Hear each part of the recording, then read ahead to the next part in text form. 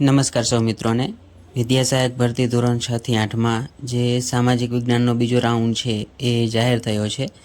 તો આ વિડીયોની અંદર આપણે જે બીજા રાઉન્ડની અંદર કેટેગરી વાઇઝ જે બોલાવેલા ઉમેદવારો છે અને બીજા રાઉન્ડ માટે જે સામાજિક વિજ્ઞાનની ખાલી જગ્યાઓ છે ત્યાંની સંપૂર્ણ માહિતી છે એ મેળવીશું. અને બીજા રાઉન્ડમાં જે એક્સેસ કોલ લેટર નીકળેલા છે એવા કેટલા ઉમેદવારો છે કે જેમને એક્સેસ કોલ લેટર નીકળેલા છે, આ તમામ માહિતી છે એ વિડીયોની અંદર જોઈશું. તો વિડીયોના અંત સુધીમાં બન્યા રહેશો.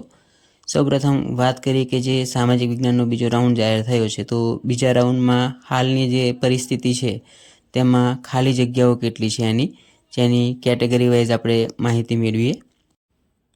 જે બીજો રાઉન્ડ જાહેર થયો છે સામાજિક વિજ્ઞાનનો, તેમાં કેટેગરી વાઇઝ જોઈએ તો ઉપરની કુલ 248 જગ્યાઓ ખાલી છે. એસસી કેટેગરીની 42 જગ્યાઓ ખાલી છે. એસટી કેટેગરીની સૌથી વધારે 513 જગ્યાઓ છે એ ખાલી છે. ઓબીસી કેટેગરીની 266 જગ્યાઓ ખાલી છે અને ઈડબ્લ્યુએસ કેટેગરીની 123 જગ્યાઓ ખાલી છે. આમ કુલ સામાજિક વિજ્ઞાનની બીજા રાઉન્ડ માટે 1192 જગ્યાઓ છે જે ખાલી છે. અને આ 1192 જગ્યાઓ પૈકી પીએચ કેટેગરીમાં એ કેટેગરીની 15 જગ્યાઓ, બી કેટેગરીની 22 જગ્યાઓ, સી કેટેગરીની કોઈ પણ જગ્યાઓ નથી અને ડી કેટેગરીની 16 જગ્યાઓ છે જે ખાલી છે. તો આમ કુલ સામાજિક વિજ્ઞાનના બીજા રાઉન્ડમાં 1192 જગ્યાઓ છે જે ખાલી છે.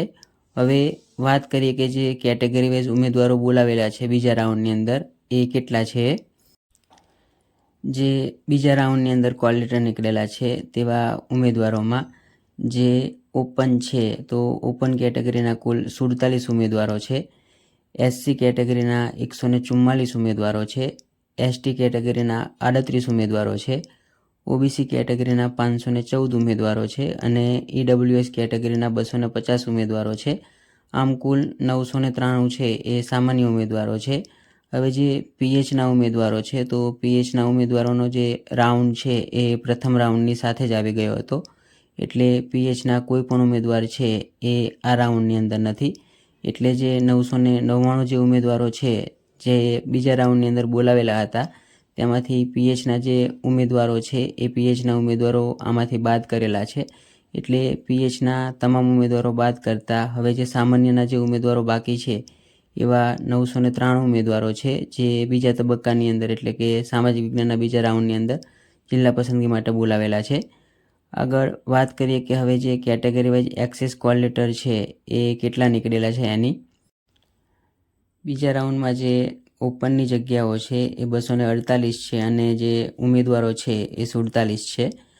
એસસી કેટેગરીમાં જગ્યાઓ 42 છે જેની સામે બીજા રાઉન્ડની અંદર 144 ઉમેદવારોના કોલ લેટર નીકળેલા છે. આમ જોવા જઈએ તો જે વધારાના ઉમેદવારો છે એ 102 છે.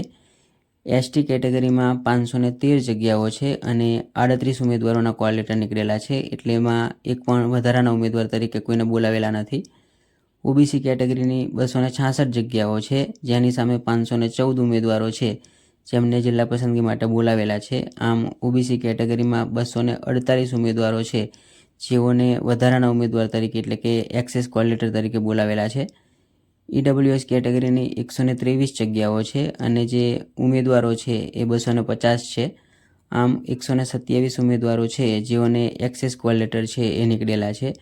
આમ કુલ 1192 જગ્યાઓ છે અને 993 જે ઉમેદવારો છે એમના કોલ લેટર નીકળેલા છે અને 477 એવા ઉમેદવારો છે જેમના કોલ લેટર છે એ એક્સેસ તરીકે નીકળેલા છે. ફક્ત જે એસટી કેટેગરીના ઉમેદવારો છે એમના કોલ લેટર એક્સેસમાં નથી નીકળેલા. બાકી એસસી, ઓબીસી અને ઈડબ્લ્યુએસ કેટેગરીના જે ઉમેદવારો છે જેમના કોલ લેટર છે એ એક્સેસ જે ઉમેદવારો છે એમાં નીકળેલા છે. હવે જે આ એક્સેસ ઉમેદવારો છે એમને જિલ્લા પસંદગી મળશે કે નહીં એ સૌ ઉમેદવારોનો પ્રશ્ન છે. તો હવે જે કેટેગરી વાઇઝ વાત કરીએ તો જે એસસીમાં 42 જગ્યાઓ ખાલી છે અને 144 જે ઉમેદવારો બોલાવેલા છે. હવે આ 144 ઉમેદવારોમાંથી જો કોઈ જનરલના દાવેદાર હશે અને એ જનરલની સીટ ઉપર પોતાની જિલ્લા પસંદગી કરશે તો જે ઓપનની જગ્યા છે એ ભરાશે અને એસસીની જગ્યા છે એ ખાલી રહેશે. અને જો કોઈ ઉમેદવાર છે એ ગેરહાજર રહેશે તો એસસીની જગ્યા છે એ ખાલી રહેશે. આવી રીતે તમામ ઉમેદવારો છે એ જો જનરલનો પોતાનો ક્રાઇટેરિયા ધરાવતા હોય અને જનરલની અંદર પોતાની જે જિલ્લા પસંદગી છે એ કરે તો જે કેટેગરીની સીટો છે એ ખાલી રહેશે અને જે જનરલની સીટો છે એ ભરાશે. અને જો કોઈ એવા ઉમેદવાર નહીં હોય જે જનરલમાં જઈ શકે એવા હોય અને જો કેટેગરીની સીટ છે એમાં પોતાની જિલ્લા પસંદગી કરશે તો જે કેટેગરીની સીટો છે એ ભરાશે. આમ જોવા જઈએ તો બીજા રાઉન્ડની અંદર જે 3 કેટેગરીઓ છે SC, ST અને EWS, આ 3 કેટેગરીની જે જગ્યાઓ છે એ પૂરેપૂરી ભરી જવાની સંભાવના છે. ફક્ત જે ST કેટેગરીની જગ્યાઓ છે એ જ બીજા રાઉન્ડની અંદર ખાલી રહેશે તેવી હાલની પરિસ્થિતિને જોતા લાગી રહ્યું છે. જો પ્રથમ રાઉન્ડની જેમ બીજા રાઉન્ડની અંદર પણ જો ઉમેદવારો છે એ વધારે પડતા ગેરહાજર રહે તો કેટેગરીની સીટો છે એ ખાલી રહેવાની સંભાવના છે. અને જો જે ગેરહાજરીનું પ્રમાણ છે એ પ્રથમ રાઉન્ડની જેમ જ રહે અને જે વધારે પડતા જે જનરલના દાવેદાર ઉમેદવારો છે એ કેટેગરીની સીટ ના બગાડતા જો જનરલની સીટ ઉપર પોતાની જિલ્લા પસંદગી કરે તો જ છે એ જે કેટેગરીની સીટો છે એ ખાલી રહેશે. બાકી જે કેટેગરીની સીટો છે એ બીજા રાઉન્ડની અંદર ભરાઈ જવાની પૂરેપૂરી સંભાવના છે.